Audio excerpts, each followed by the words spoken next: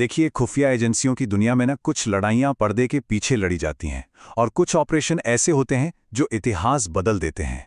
आज हम एक ऐसी ही कहानी की बात करेंगे, ऑपरेशन हॉर्नेट, भारतीय खुफिया एजेंसी की एक बहुत ही साहसी कार्यवाही। तो इस कहानी की शुरुआत होती है जून 1987 से। जगह है लाहौर और सुबह का वक्त है। एक आदमी मस्जिद से नमाज पढ़कर निकल रहा है और अपने घर की तरफ जा रहा है। सब कुछ बिल्कुल नॉर्मल लग रहा है। तभी पाकिस्तानी रेंजर्स की वर्दी पहने दो लोग उसके पास आते हैं और उसे रोकते हैं। उनमें से एक पूछता है, आप ही लंदन वाले अब्दुल खान हैं ना?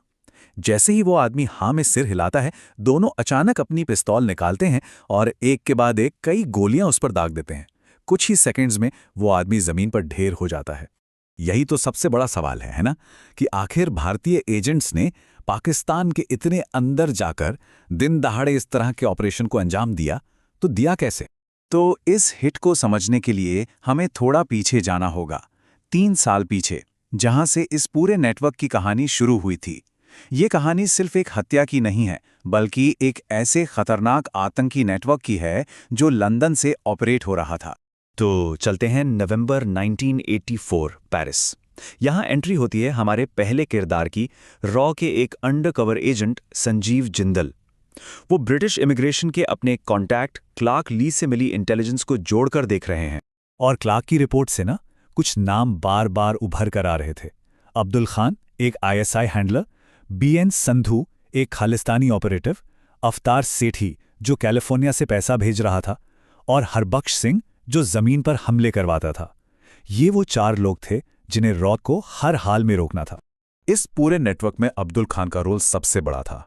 वो एक आईएसआई हैंडलर था, मतलब वो एक ऐसा खुफिया अफसर था जिसका काम भारत के खिलाफ खालिस्तानी गुटों को सीधे आईएसआई के बड़े अफसरों से मिलवाना था। और ये सारी मीटिंग्स अक्सर उसी के घर पर होती थीं, जिसका नतीजा पंजाब में किसी न किसी आतंकी हमले के रूप में सामने आता था। अब जिंदल महीनों तक ये सारी जानकारी दिल्ली हेडक्वार्टर भेजते रहे, पर कुछ नहीं हुआ। Typical bureaucratic delay. पर फिर दिसंबर 1984 में जब पानी सर से ऊपर जाने लगा, तब जाकर उनकी जानकारी पर ध्यान दिया गया और उन्हें फौरन दिल्ली बुलाया गया।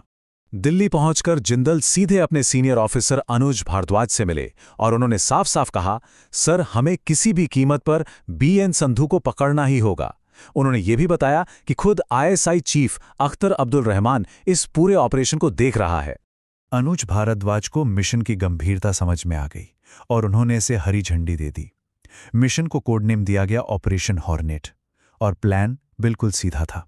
2 हिस्से थे इसके। पहला, इंटेलिजेंस इकट्ठा करना, जिसकी जिम्मेदारी क्लार्क ली और एजेंट मोहन को दी गई। और दूसरा, कोवर्ट ऑपरेशंस, जिसे लीड करने वाले थे खुद संजीव जिंदल। अब देखिए, इस तरह के ऑपरेशन के लिए कोई आम एजेंट नहीं चाहिए होता। इस नेटवर्क को तोड़ने से पहले यह समझना जरूरी है कि एजेंट जिंदल किस तरह के ऑपरेटर थे। ठंडे दिमाग वाले, बहुत कुशल और जरूरत पड़ने पर बेहद क्रूर। और जिंदल ऐसे ही थे। इसका एक उदाहरण मिलता है 2 साल पहले, 1983 में, वियना, ऑस्ट्रिया से। यहाँ जिंदल ने एक ऐसे मिशन को अंजाम दिया था जिसके लिए दिल्ली से कोई ऑफिशियल परमिशन नहीं थी। उनका टारगेट था आसिफ खान, एक पाकिस्तानी जो भारत के खिलाफ आतंकी गतिविधियों को फाइनेंस कर रहा था। जिंदल ने रॉ की एक एसेट सोफी का इस्तेमाल किया। सोफी ने आसिफ खान को एक हनी ट्रैप में फंसाया और फिर उसे खत्म कर दिया। और मिशन पूरा होते ही जिंदल ने रॉ को बचाने के लिए सोफी से सारे कॉन्टैक्ट्स काट दिए। मतलब मिशन सबसे ऊपर। तो चलिए अब वापस लंदन आते हैं। यहाँ क्लार्क ली और एजेंट मोहन ने हरबख्श सिंह के कजन अमरजीत सिंह को पकड़ लिया।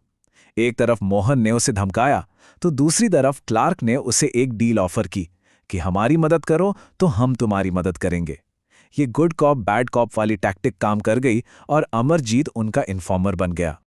और देखते ही देखते रॉ ने एक कमाल का ह्यूमन इंटेलिजेंस नेटवर्क खड़ा कर लिया। सोचिए कौन कौन था इसमें। अब्दुल खान का माली, तारिक सिद्दीकी जो चुपके से घर आने वाली चिट्ठियों की जानकारी देता था, अंदर का आदमी अमरजीत सिंह, और हरप्रीत आहूजा जैसे लोग जो पैसों के लेन देन का पर्दाफाश करते थे। अब बारी थी एक्शन की और नेटवर्क को एक एक करके गिराया गया। पहला निशाना हरबख्श सिंह।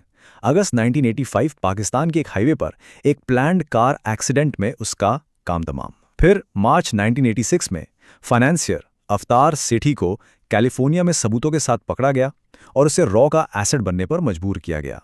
और आखिर में नवंबर 1986 में रॉ की ही जानकारी पर लंदन पुलिस ने बीएन संधू को गिरफ्तार कर लिया। नेटवर्क की कमर टूट चुकी थी। तो अब तक पूरा नेटवर्क तबाह हो चुका था। छोटे मोटे खिलाड़ी, बड़े खिलाड़ी, सब मैदान से बाहर। बस एक ही शख्स बचा था, इस खेल का मास्टरमाइंड, अब्दुल खान। अब्दुल खान को लगा कि रॉ का असली टारगेट तो बीएन संधू था और वो तो अब गिरफ्तार हो चुका है। उसे लगा कि खतरा टल गया और वो अब सेफ है। और यही उसकी सबसे बड़ी और आखिरी गलती साबित हुई। इसी बीच अवतार सेठी, जो अब रॉ का एसेट था, उसने एक और बड़ा खुलासा किया। उसने भारत के अंदर काम कर रहे 27 लोगों के नाम दे दिए। एक खामोश क्लीनअप ऑपरेशन में उनमें से 18 को चुपचाप रास्ते से हटा दिया गया। इससे अब्दुल खान का सपोर्ट सिस्टम पूरी तरह खत्म हो गया और वो अकेला पड़ गया। तो चलिए अब वापस चलते हैं लाहौर की उसी सुबह पर जहां से हमने ये कहानी शुरू की थी। अब्दुल खान की हत्या के बाद दुनिया को दो बिल्कुल अलग अलग कहानियां सुनाई गईं। सरकारी कागजों में क्या लिखा गया कि ये एक बिजनेस राइवलरी का केस है, केस क्लोज। पर असली कहानी कुछ और थी। आईएसआई के हेडक्वार्टर में हड़कंप मच गया था। उन्हें एक साफ मैसेज मिल चुका था। भारत की इंटेलिजेंस एजेंसी उनके घर में घुसकर उनके सबसे बड़े एसेट को खत्म कर चुकी थी। ऑपरेशन हॉर्नेट सिर्फ एक मिशन नहीं था, ये आतंक के खिलाफ भारत का एक बहुत ही साहसी और साफ जवाब था। और ये कहानी हमें ये सोचने पर मजबूर करती है कि पर्दे के पीछे लड़ी जाने वाली इन खामोश लड़ाइयों का असली मतलब क्या होता है और आज की दुनिया में देश अपनी सुरक्षा के लिए किस हद तक जा सकते हैं।